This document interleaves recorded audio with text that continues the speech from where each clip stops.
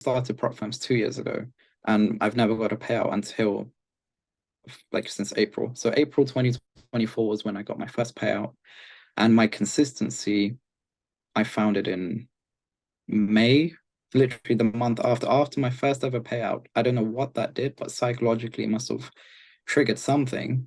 It applies to all the other pairs. If you look at gold and currency pairs, you do see quite a few times you'll see the Asian highs and lows getting swept. But I've just found that NASDAQ just works. But I was all over the place for the past 5.5 years. I didn't just have a strategy and stick to it. I would always.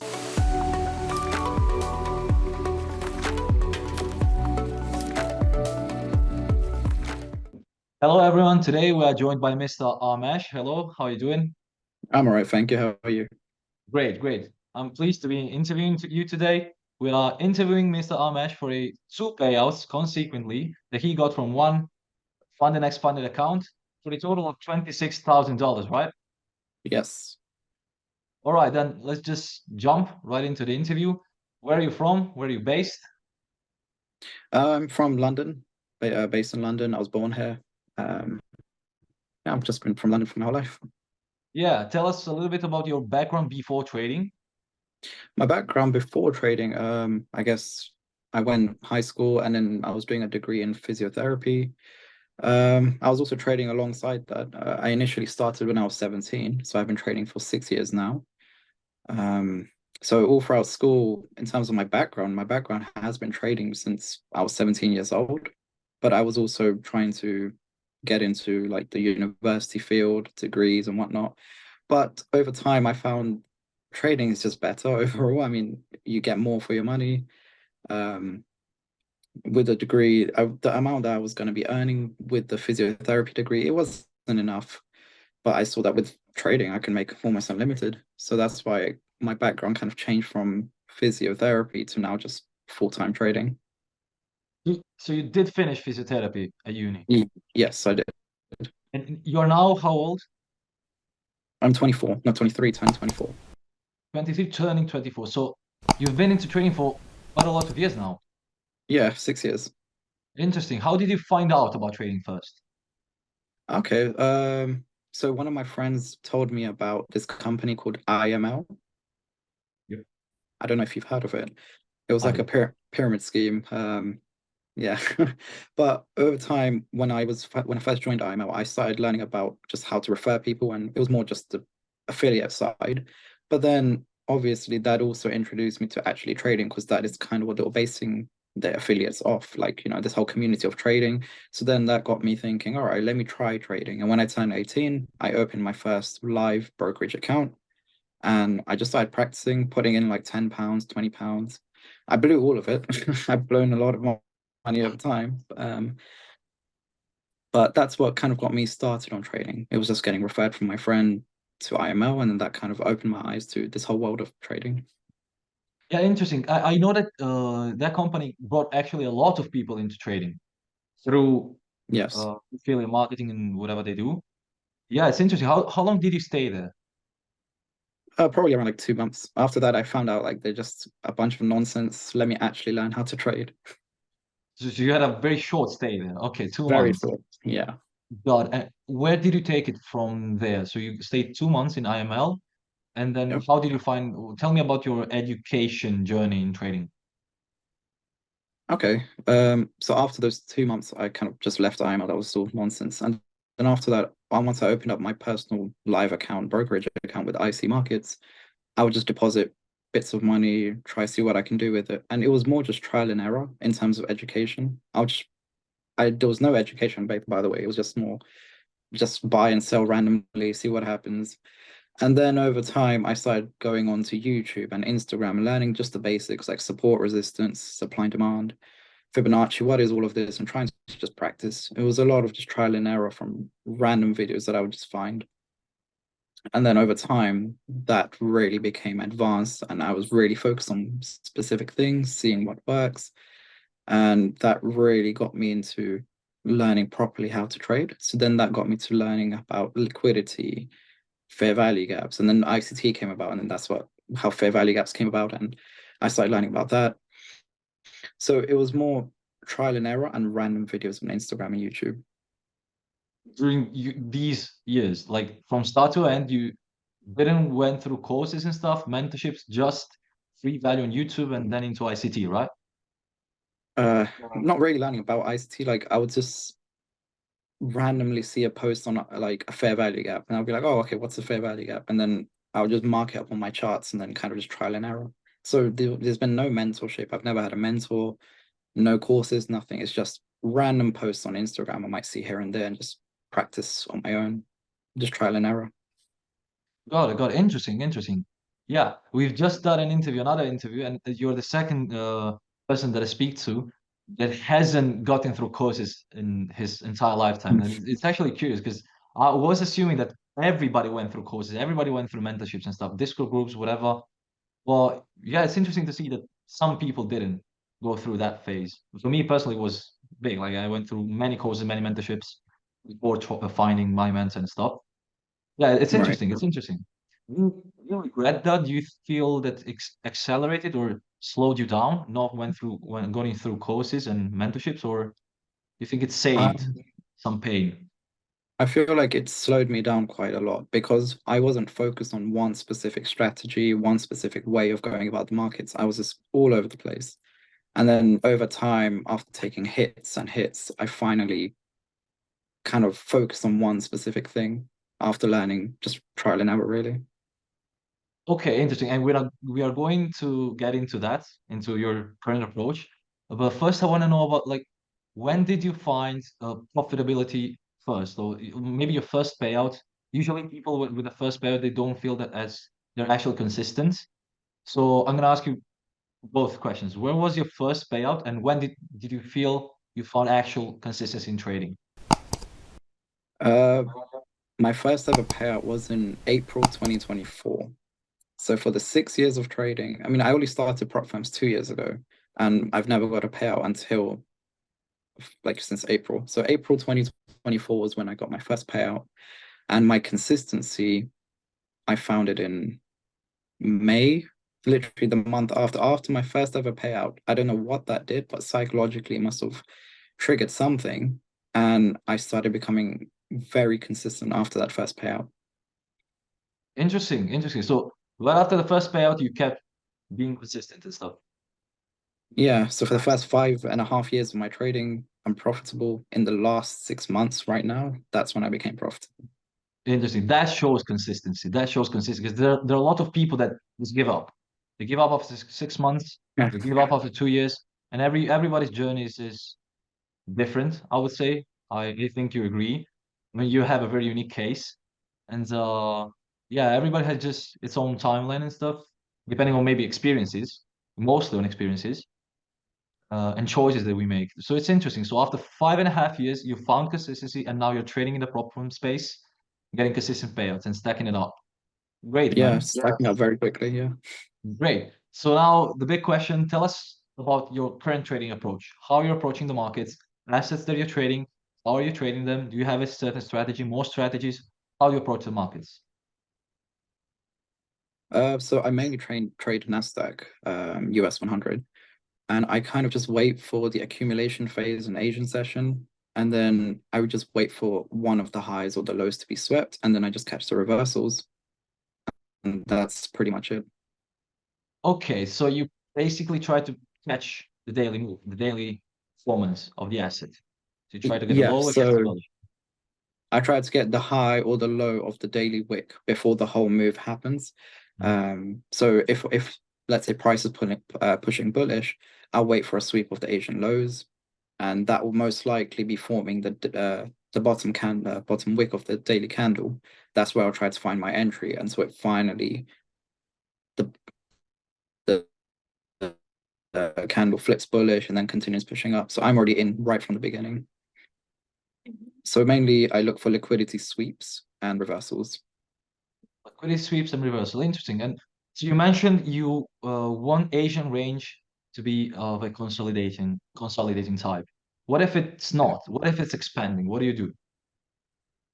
I still wait for the sweep. It doesn't really matter for me in terms of with NASDAQ, I've just noticed that it doesn't really matter what Asian session does.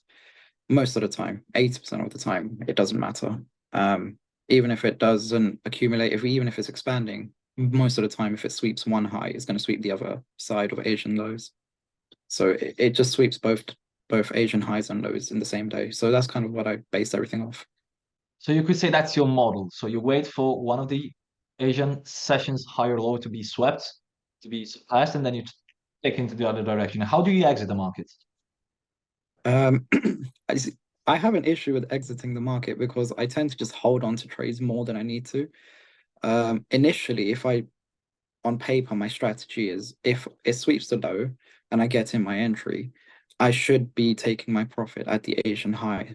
That's it, and I'm out. But I do tend to aim for like previous daily highs or a previous daily fair value gap that we're close to. Just more higher time frame zones, highs and lows. Oh, interesting, interesting. And okay, so but every day you just close the trades. You're a day trader. You don't hold positions overnight. Not on funded accounts, no, because I know that then your equity kind of continues over to the next day and it's only 5% of that. So I don't want to risk that. So I get out But same day. okay, you just mentioned not of funded accounts. I'm assuming you also trade some other type of accounts, or it's just a Yeah, choice? my personal account as well. I do trade that. I don't like to hold trades overnight because I need to be watching the market. I can't go to sleep properly without watching the market. So I only aim for like 1 to 2, 3 days probably. It just depends on how the market's moving. But most of the time, I do get out in the same day.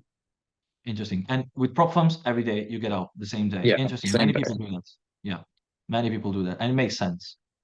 Right. Interesting. So, you say you have a problem in cutting trades. All right. So maybe it's not a problem. Maybe it just needs to be modelized, but it's up to you. Interesting take. Interesting take. And you would say, okay, you observed on NASDAQ that this actually happens quite a lot. You mentioned 80% of the time. It gets Yeah, roughly one of the sides of Asian range gets taken and then it sweeps the other one. So reverses. Interesting. yeah. So this is your only strategy. You're just trading this and just on NASDAQ. Mainly, I just trade this strategy on NASDAQ. Also, it applies to all the other pairs. If you look at gold and currency pairs, you do see quite a few times you'll see the Asian highs and lows getting swept. But I've just found that NASDAQ just works better. That's really it. So I do focus mainly on NASDAQ. Sometimes I do touch on gold, if it's in a really nice zone after sweeping an Asian high or low. But I do mainly stick to NASDAQ. Interesting, interesting, very interesting. And all right. What do you have any specific time zones that you are focused on for taking trades? Yeah, so in the UK, for UK time, from 7 a.m. till 10 a.m., that's my window to look for an entry for NASDAQ. If it doesn't sweep the high or the low and doesn't give me a nice reversal confirmation within that time frame between 7 a.m. and 10 a.m., then I just wait for New York Stock Exchange open, which is at 2:30 a.m. And then Oh, New York over Stock Exchange open. So not New York yes, session open. Yeah, no, interesting. Okay. because Okay, I have a NASDAQ, question. Yeah, I have a question about it. So, okay, your first trading session is Frankfurt session plus the first 2 hours of London session. Interesting. Many people also do that, and it makes sense because there's more liquidity coming into the markets because stock exchange is open. And you don't trade on New York session open. You wait for New York Stock Exchange open. yes. Okay, interesting. Why is that, and how do you approach the 2:30 p.m. candle? Okay. The reason why is because again, it's New York Stock Exchange and I'm trading NASDAQ. So I know that's where I'm going to get the most volume to sweep liquidity because the moment market opens, it's going to straight seek for liquidity before it does real moves. So it only makes sense to wait for the New York Stock Exchange open.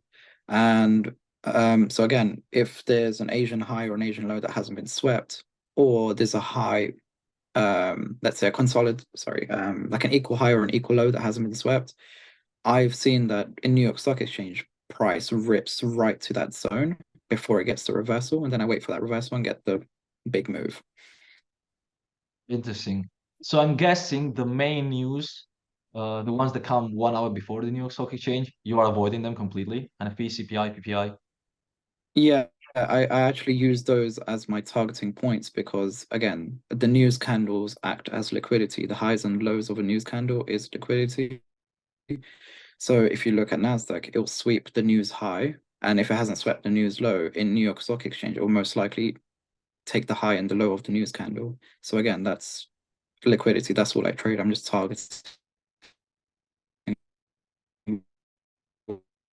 where the liquidity is.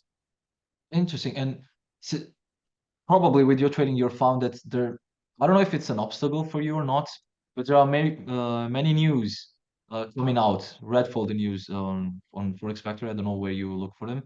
Half an hour after New York Stock Exchange. How do you approach them? You wait for them to come out? Do you hold trades through them? What do you do? I wait for them to come out because on funded accounts, I just don't want to risk news. So I wait for those news events. Interesting. Very conservative and smart approach. There are many people that hold trades through news and they complain about slippage and stuff. And of course, you're gonna get Ah, slippage. they're idiots.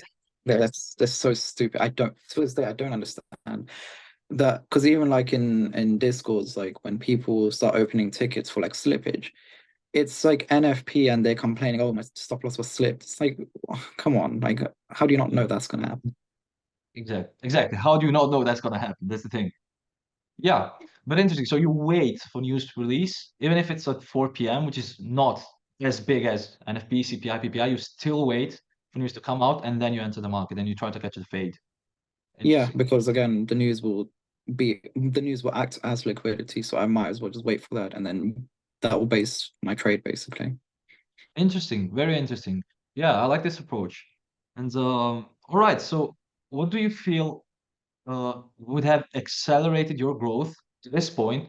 Obviously, you're very successful now. You're stacking payouts after payouts. So it's props to you, man. What do you feel would have accelerated your growth the most to get to this point that you are at now? Sticking to my strategy because again, I was all over the place for the past 5.5 years. I didn't just have a strategy and stick to it. I would always deviate. So sticking to my strategy and journaling my trades, I think that would have accelerated me much, much faster. So consistency with the approach and journaling the approach. So Yes. being able to actually get the feedback out of your work.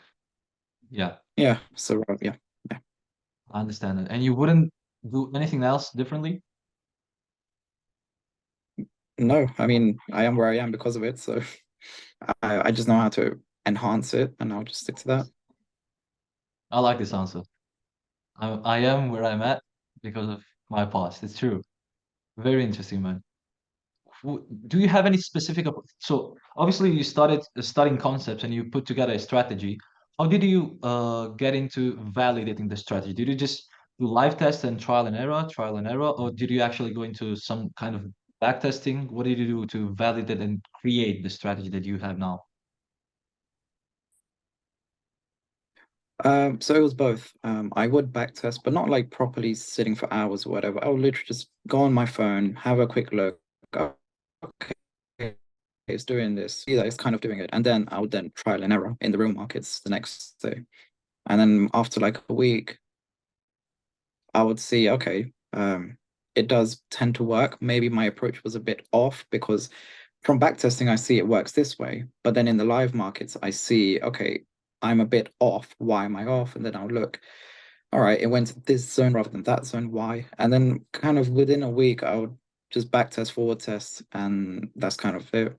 It just formulates the strategy. And finally, it worked out where I've got to a point where it just works 80% of the time. Interesting. I have to ask this question. You mentioned the phone. Do you trade from your phone? Yes. How do you do that, man? I don't understand people that do. How do you get to calculate? I guess in session you have to enter a trade very quickly, swiftly. Do you Yeah. have any lot size calculate? How do you do that effectively? How do you don't you get go mad and crazy? Okay. So with MT5, you can like I wouldn't place the buy limit, but the moment you place, there's an option to place a buy limit or a sell limit, and then you can move your stop loss and you can see how much it's risking. So let's say I want to risk 1,000, but the whatever the lot size is, it's risking 2,000. Okay, so I just quickly half it. It's just like an average. I know whatever the stop loss is, I kind of divide it by whatever I need to. to just get the average stop loss for my risk. Got it. So you develop some uh, speed in working with your phone on MT5. Yeah, MT5. I feel MT5 is, I mean, it's way easier to work with on your phone than MT4. With MT4 we didn't have those options. With MT5 is Yeah, way yeah, that's easier. true. Yeah. Yeah. So I get it. MT5's, Yeah. it's good. Yeah. I get it. Get it. Interesting. What would you say your trade frequency is for your setup? Do you ever find yourself in a place that you don't take trades in a trading day? That's very rare. I normally take a trade almost every day. Even it might not follow my strategy completely in terms of the entry model isn't that great. I still take it. It might end up in a loss. That's something I guess I still need to work on. I need to really be more conservative in terms of the amount of trades that I take. But I just take it almost every single day.